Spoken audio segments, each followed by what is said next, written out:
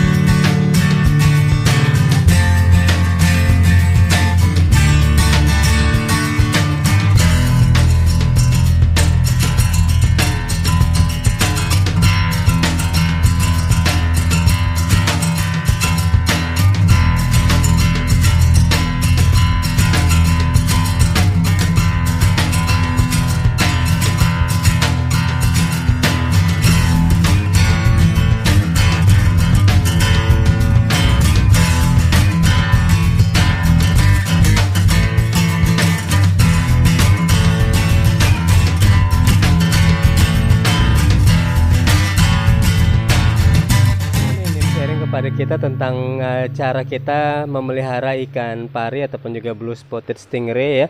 Kira-kira hal-hal apa yang harus kita lakukan agar kejadian seperti ini tidak terjadi? Oke, kok bisa diceritakan ya apa yang terjadi dengan blue spotted stingraynya? Terima kasih. Jika Anda ada mengikuti channel saya mengenai serial ikan pari, mengapa ikan pari saya pernah mati, yaitu pertama kali saya masukkan ikan pari, karena memang basic saya terhadap ikan pari juga tidak begitu dalam karena sangat jarang saya pelihara. Ternyata ikan pari sangat rentan dengan koper. Sementara semua farm itu tetap memakai koper pada semua sistemnya. Karena tanpa koper berarti parasit itu akan merajalela, termasuk namanya WS ya. Jadi jika WS sudah ada di dalam tank Anda, ikan apapun pasti mati. Nah, tanpa saya sadari, memang saya ada membuat ikan pari yang pertama saya masukkan itu pada tank yang dosis tope sangat rendah, artinya udang masih bisa hidup. Nah, ini kita menunjukkan ciri-ciri ikan pari mati akibat koper. Nah, inilah kita lihat bahwa siripnya itu akan melengkung ke atas. Jadi sirip sayapnya itu akan melengkung ke atas. Nah, inilah ciri-ciri ikan pari kalau mati akibat koper. Tetapi kalau Anda kepajak melihat ikan pari, Anda tidak akan pernah menemukan ikan pari yang sayapnya melengkung ke dalam seperti begini. Itu tidak akan pernah. karena ikan pari yang dipajak itu mati ya mati lemas begitu ya. Jadi benar-benar rata, ini sirip ini akan rata. Nah itulah ikan-ikan yang Anda beli dipajak. Tetapi jika ikan ini mati di tank Anda akibat perubahan chemical ya, jadi namanya chemical shock, termasuklah itu diantaranya adalah akibat koper atau akibat Anda meletakkan ikan pari pada reef tank. Karena reef tank dosis kalsium atau konsentrat daripada kalsium sangat tinggi, ikan pari juga akan mengalami chemical shock, juga akan mengalami sayapnya ke atas.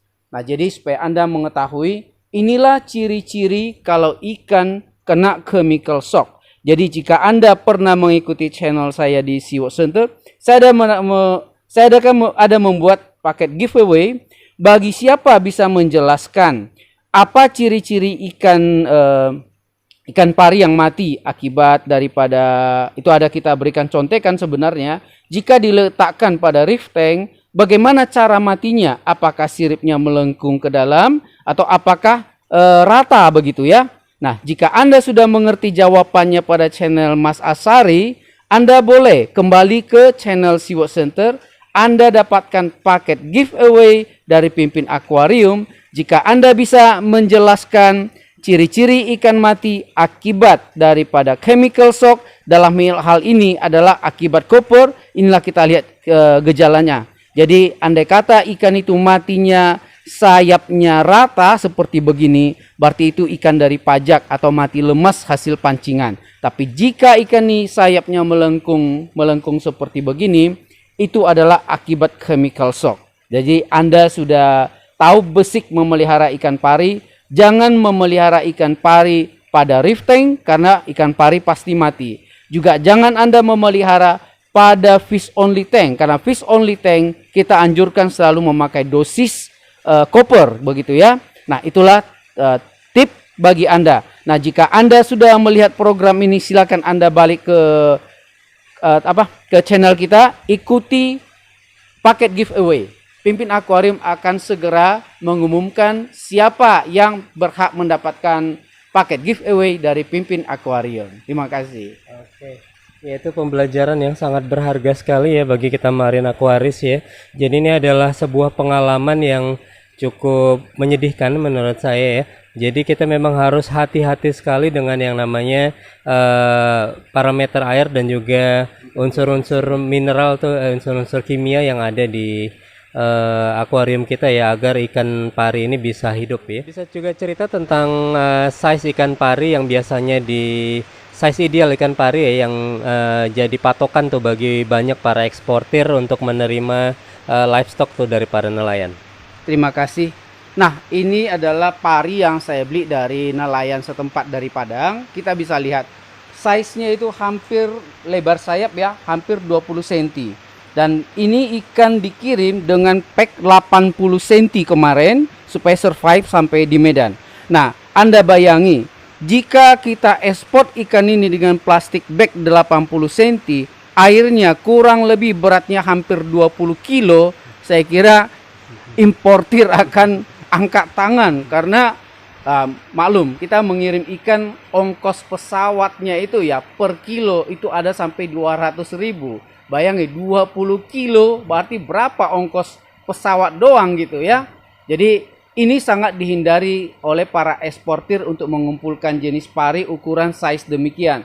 Tetapi jika untuk pemeliharaan hobi lokal, ya mungkin saya sarankan Anda memelihara yang lebih besar. Karena lebih besar berarti istilahnya kalau baby yang kita pelihara itu sangat ribet ya. Jadi sangat sensitif sekali kalau baby. Seperti yang pernah saya alami, hanya hitungan jam di tank saya akibat dari koper itu langsung seluruhnya mati. Jadi kemarin yang pertama kali itu hampir semua mati, hanya sisa 1 ekor. Anda boleh lihat di channel Mas Asari yang tentang pari, itu hanya sisa 1 ekor. Saya masukkan 6 ekor saya masukkan dan semuanya mati hitungan jam. Nggak sampai 1 hari. Ada yang 2 jam, ada yang 3 jam, 4 jam, semuanya mati ya. Jadi semakin kecil artinya baby itu semakin sensitif. Jadi jika Anda penghobi, belilah yang besar. Jadi karena yang besar pun eksportir tidak mau terima. Jadi Anda beruntung bisa mendapatkan bagian. Jadi eksportir mengumpul yang kecil, para lokal mengumpulkan yang besar. Demikian. Oke, kembali tuh ilmu yang sangat berguna dari Ko Ahin ya. Jadi semakin besar size livestock yang kita pelihara itu persentase survivalnya juga akan semakin besar ya dibandingkan kalau misalnya ukurannya kecil yang masih Pertanyaanku ya, tadi Koko menjelaskan kalau yang namanya ikan pari ini nggak bisa dipelihara di reef tank karena reef tank itu identik dengan kimiawi ya, dan juga dengan FO tank ya, yang juga mengandung koper biasanya untuk pencegahan parasit. Jadi kalau ada akuaris yang ingin memelihara ikan pari ini, spesifikasi tank seperti apa yang disarankan? Terima kasih. Banyak customer kita bertanya demikian. Jadi saya jelaskan. Memelihara ikan hias laut, Anda harus memilih tema. Anda mau tema apa? Itu udah ada dahulu. Jadi jangan aku mau pelihara ikan hias laut tanpa tahu basic dari ikan yang mau dipelihara. Jika Anda mau pelihara jenis predator, predatorlah seluruhnya. Anda mau pelihara ikan yang lucu-lucu, piaralah ikan Nemo. Nah, jika Anda mau memelihara ikan pari, jadi tanknya memang harus Anda spesialkan untuk ikan pari. Jadi jenis-jenis pari dan jenis-jenis anak hiu ya, itu tersendiri. Jadi Anda tidak bisa menggabungkan dengan berbagai macam ikan. Karena berbagai macam ikan jika Anda gabungkan, suatu saat ikan Anda akan kena WS, Anda tidak bisa mengobati ikan tersebut. Karena ikan pari dan ikan hiu sangat rentan dengan obat-obatan. Jadi saya anjurkan jika Anda mau melihara ikan pari, peliharalah khusus pada akuarium pari dan ikan hiu. Nah, itulah ya tip untuk memelihara ikan ini. Terima kasih. Oke, kembali ya ilmu yang berharga tuh dari Ko Ahin ya. Jadi bagi Anda yang ingin memelihara ikan pari, jadi Anda harus menyesuaikan konsep akuariumnya dulu ya. Jadi pelihara stingray dan juga shark ya, itu bisa digabungkan dan punya karakter masing-masing untuk spesifikasi tanknya. Jadi seperti inilah dia spesifikasi tank yang ideal ya untuk ikan pari ya. Jadi perlu yang namanya substrat berupa pasir, tempat dia merebahkan diri dan juga mengubur dirinya mungkin ya. Oke, dan kita bisa melihat ini adalah ukuran yang ideal bagi para eksportir itu untuk mengirimkan ikan-ikannya ke luar negeri. Oke, Ko Ahin, apakah ikan-ikan yang unik dan eksotis ini juga dipasarkan untuk pasaran lokal? Terima kasih. Ikan apapun di Pimpin Akuarium boleh Anda miliki dan akan kita pandu. Karena Pimpin Akuarium prinsipnya akan memandu semua para newbie hampir ke seluruh pelosok. Jadi salam bagi yang di Irian Jaya. Udah banyak customer kita. Di daerah Sabang juga udah banyak. Jadi dari Sabang sampai Merauke sudah mengenal Pimpin Akuarium. Kita akan setia memandu Anda para newbie dari nol sampai berhasil. Bahkan negara jiran ya, maaf sekali dari negara jiran melalui channel Bahasa Sari saya sampaikan, menyesal sekali saya belum bisa mengirimkan obat-obatan yang saya pakai ke luar negeri karena itu membutuhkan dokumen khusus, terus cairan tidak bisa kita kirimkan melalui pesawat terbang. Jadi sampai saat ini mungkin ke depan saya akan mencoba melengkapi persyaratan untuk ekspor ke luar negeri. Jadi bagi para pencinta akuarium laut di negara jiran, di Malaysia, di Brunei, dimanapun berada yang mengikuti channel kita, akan kita pandu Anda step by step dengan memakai produk yang ada di negara Anda. Kemungkinan memang produk kita suatu saat saya juga akan mengembangkan sampai ke level ekspor ke seluruh dunia. Didoakan aja. Kali ini saya baru sampai mendapatkan lisensi ya. Karena untuk mengirimkan ikan hiu dan ikan pari itu butuh lisensi khusus. Jadi sekarang jika Anda di negara manapun membutuhkan jenis-jenis ikan hiu kita, jenis-jenis pari kita, karena kita memiliki spesifik fish ya. Jadi Anda bisa memilikinya dengan ekspor dari kita. Terima kasih. Ya, oke, jadi tadi keterangan dari Ko Ahin ya. Jadi ikan-ikan yang ada di Pimpin Akuarium ini dipasarkan untuk pasaran lokal dan juga untuk diekspor ke luar negeri ya. Jadi yang berminat bisa datang saja langsung ataupun juga menghubungi Pimpin Akuarium.